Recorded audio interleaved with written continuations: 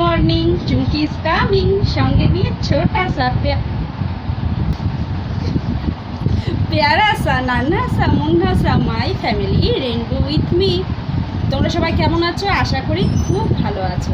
আমিও খুব ভালো আছি। আর ভালো থাকার সঙ্গে সঙ্গে সকালবেলা প্রতিদিনের মতো আজকেও সেই হাঁটতে বেরিয়েছিলাম। হেঁটে বাড়ি আসলাম। বাড়ি এসে সমস্ত কাজ সেরে আমি কিছু কাচাকুচোও করে নিয়েছি। কাচাকুচো করার পরে এইবার আমি রান্নাঘরে তো দেখলেই সকালবেলা টিফিন করা কমপ্লিট। আর আজকে শাওনা, জানো তো, আজকে তোমার শ্রাবণের সংক্রান্তি। আর এই সংক্রান্তির দিন শাওনা হয়। এই শাওনার দিন আমাদের এমনি একজন পালনই করে, শাশুড়ি মা করবেন। আর হচ্ছে তোমার এমনি আজকে রুটি খেতে নেই, তাই সেই জন্যই তো আজকে চাউমিন করলাম। আর রাতে দেখা যাক একটু চিড়ে, তো আমাদের শুধু চিড়ে কেউ খাবে না, চিড়ে দিয়ে যদি কোনো রেসিপি করা যায় তাহলে রাতে সেটা করব। আর এ ঘরে আসলাম। এ ঘরে আজকে জানো তো ভীষণ এনার্জি পেয়েছি। আজকে সকালবেলা ঘর দূর গুছিয়ে সব পরিষ্কার পরিপাটি করে তারপরে রান্নাঘরে গিয়েছিলাম। রান্নাঘরে মোটামুটি সেরে এসেছি। আর দুপুরের রান্নাটাও কুটে বেছে রেখেছি, কিছুটা সেরে এসেছি, ভাতটা কমপ্লিট করে এসেছি। আর শুধু দুটো তরকারি করব, ব্যাস হয়ে যাবে। আর এই দেখো, এখন মহাশয় আর মহাশয়া দুজন মিলে, ও ভালো, দুজন মিলে এখন গান তবলায় বসেছে। তা ওরা একটু রেস্ট নিচ্ছিল, রেস্ট নিতে নিতে তাই আমি, বাবা আমাকে বলতে দেবে না গুড মর্নিং, তা ওরা এতক্ষণ রেস্ট নিচ্ছিল, তাই ভাবলাম সেই ফাঁকে তোমাদের সঙ্গে একটু কথা বলে নিই। অন্ধকার না, বলো? ও বাবা, দেখো দেখো, এই যে বসেছে বাজাতে, আর এই যে ছেলে বাজাচ্ছে, আর এই যে মেয়ে গান করছে। গুড মর্নিং বলেছ? হ্যাঁ। আর আজকে বেশ পুকুরে মন, প্রথমেই তো বলেছি। আর এই যে আমার এই গাছে এই যে সানসেটে এই জানলার পিছনে যে মিটার ঘরটা আছে না, ওর উপরে ফুল গাছটা যে কী পরিমাণ ফুল দিচ্ছে কি বলবো। একদম এখনও গাছটা পুরো আলো হয়ে রয়েছে, কিন্তু নিচেই যে অফিস টাইম ফুল গাছগুলো ছিল ওগুলো আমি হচ্ছে তুলে ফেলেছি আস্তে আস্তে। তার কারণ আশেপাশে না যে গাছগুলো হচ্ছে এই শরৎকালের শেষের দিকে, মানে শরৎকালের শুরুতেই মনে হয় ওই ফুলগুলো ফোটে। দোপাটি ফুলের গোলাপগুলো ফোটা শুরু হয়ে গিয়েছে, আর হচ্ছে লালগুলো এখনও ফোটেনি, ওগুলো একটু দেরিতে ফোটে। আর আশেপাশে না আমি কিছু গাছ লাগিয়েছি, একদম গোলাপ ফুটছে না, আমি গোলাপ জল তৈরি করতে পারছি না। তাও কালকে 3টে গোলাপ ছোটো ছোটো ফুটেছিল, সেই ছোটো ছোটো গোলাপ দিয়ে কালকে একটু গোলাপ জল করে নিয়েছি। বাইরে এখন ব্যস্ত, বরের কাজ করছে অনলাইনে সব, তাই সবসময় লোকজন, জানো তো, একটু একটু লজ্জাও করে, নতুন তো যতই হোক। তা সে যাই হোক, চালিয়ে যাব, কোনো কাজে ভয় নেই, লাজ নেই। লাজ থাকলে ভয় থাকলে সে কাজ হয় না, তাই না? ভাইকে জয় করতে হয়, মানুষদের এটাই কাজ। ভাইকে জয় করবে, আমি তাকে ভাইকে জয় করি। দাদা না ভাই পাই, তুই ভয় দেখাস, তাই জন্য ভয় পাই, তুই ভয় দেখাস। আর আমার মেয়ে আজকে, আমরা তো 4টের সময় উঠি এখন, ভোর 4টে।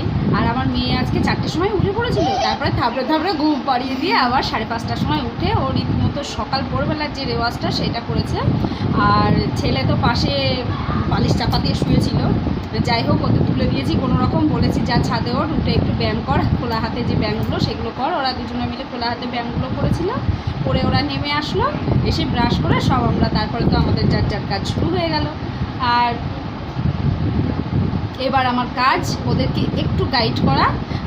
মোটামুটি ওরা সেরে ফেলেছে প্রাথমিকগুলো, এবার যেটা নতুন দিয়েছে ম্যাম সেটা একটু সারাবো, সারিয়ে নিয়ে তারপরে টিফিন করব। টিফিন করে তারপরে আবার দুপুরের রান্না রেডি। হ্যাঁ হচ্ছে তখন হচ্ছে তুমি চা খাও না,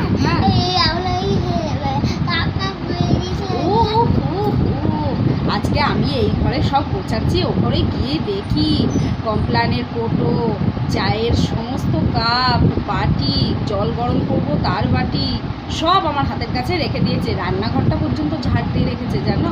আমার কত লক্ষ্মী ছেলে আমার বাবাও।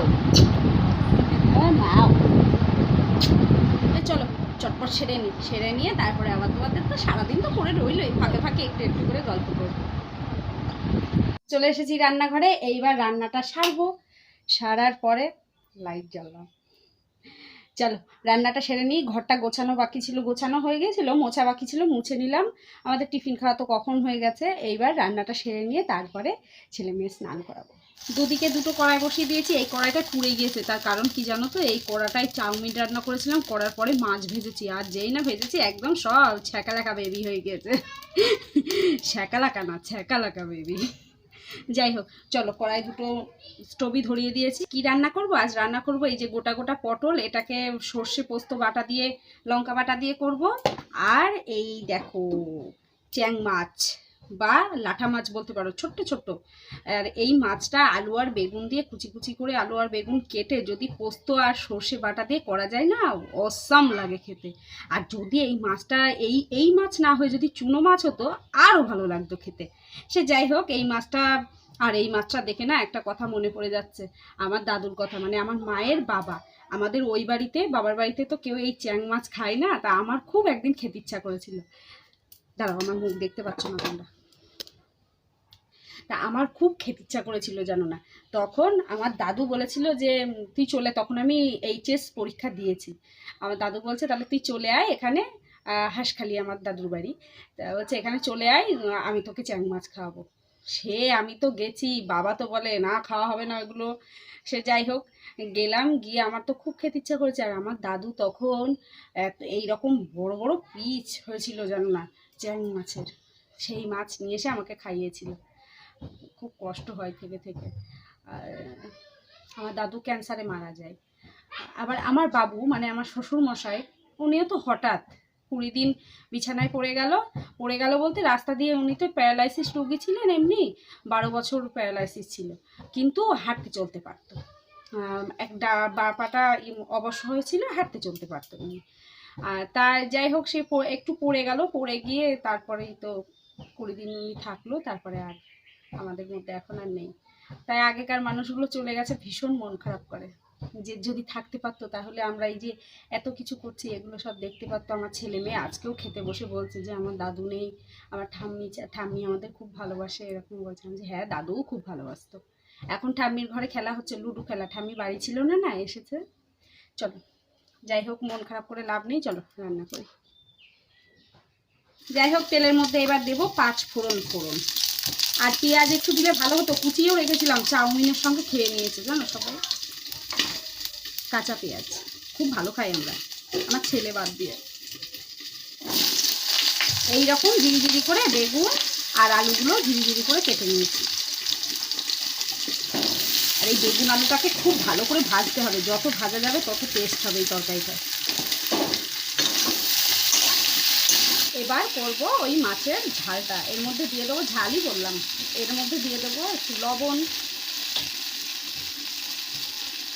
দিয়ে দেবো হলুদ। ব্যাস, লবণ হলুদটা কষানো হয়ে গেছে। এবার ওর মধ্যে দিয়ে দিলাম সেই মশলা, পোস্ত বাটা, সর্ষে বাটা আর লঙ্কা বাটা। মশলার থেকে তেল ছেড়ে গেছে। এবার এর মধ্যে যতটা পরিমাণ জল দিয়ে দেবো, বেশি দেবো না, মাখা মাখা যত করবো তত ভালো লাগবে। আর মাছগুলোও দিয়ে দিলাম। যাই হোক, চলো এবার ফুটে গেলে নামিয়ে ফেলবো। রেডি পোস্ত দিয়ে কি বলবো, চ্যাং মাছের তরকারি। যাই হোক, এই তরকারিটা যদি কেউ করে না খেয়ে থাকো, একবার করে দেখো, বিশ্বাস করো হেভি সুন্দর খেতে হয়। আর এটা দিয়ে খেলে একদম মাংস ভুলে যাবে, সে মাংস খাওয়াটাই ভুলে যাবে। Good evening. এখন সন্ধে 6:30 বাজে, 6:30 না 6:30, 7টা বাজে এখন। আর এবার চলে যাব আমি রান্নাঘরে। আর তার আগে চলো ফ্রিজ থেকে যন্ত্রমন্ত্র সব নিতে হবে। তোমাদের বললাম না যে আজকে চিড়ের পোলাও বানাবো কিংবা চিড়ের অন্য কিছু খাবো, কিন্তু ভেবে দেখলাম চিড়ের পোলাওটাই বানাই, ওদেরও সন্ধেবেলার একটু টিফিন হয়ে যাবে আর আমাদের রাতে হয়ে যাবে দুজনে। চলো, ফ্রিজ থেকে কি যন্ত্রমন্ত্র পাওয়া যায়, ফ্রিজ থেকে নেব। কোথায় গেল আমার বাদাম? বাদামটা লাগবে। আর আমি না এই যে মিষ্টি কুমড়ো ফ্রিজে এইরকমভাবে রেখে দিই। এরকমভাবে যদি কুমড়ো এনে 1 মাসও রাখো তাও কুমড়োতে কিচ্ছু হবে না। আমি অনেক রকম উপায় করে দেখেছি, প্লাস্টিকের মধ্যে রেখে দেখেছি, তারপরে তোমার পেপারের মধ্যে রেখে দেখেছি, কিন্তু এটাতে এইভাবে রেখে আমার 1 মাস রাখলেও কিচ্ছু হবে না। আর এই যে খাবার দাবার সব রয়েছে। এখন ডিম শেষ, জানো তো ডিম লাগবে তাই না, আমাদের ডিম শেষ আর 1খানা পড়ে রয়েছে ডিম। এই দেখো আমার চিড়ের পোলাও। চলো এবার ছেলে মেয়ে খেয়ে নিয়েছে একটুখানি, ওরা সন্ধ্যেবেলা টিফিনটা করে নিল, রাতে আর দেবো না, রাতে ভাত খাবে। রান্নাঘর থেকে চলে এসেছি আর ও ঘরে আপনাদের সঙ্গে বেশি কথা বললাম না, যেমন মশার উৎপাত তেমন টিপটিপ করে বৃষ্টি পড়ছে, তাড়াহুড়ো করে চলে এসেছি। আর মুখ টুক সব ধুয়ে কমপ্লিট করে এসেছি বেসন দিয়ে। আর এবার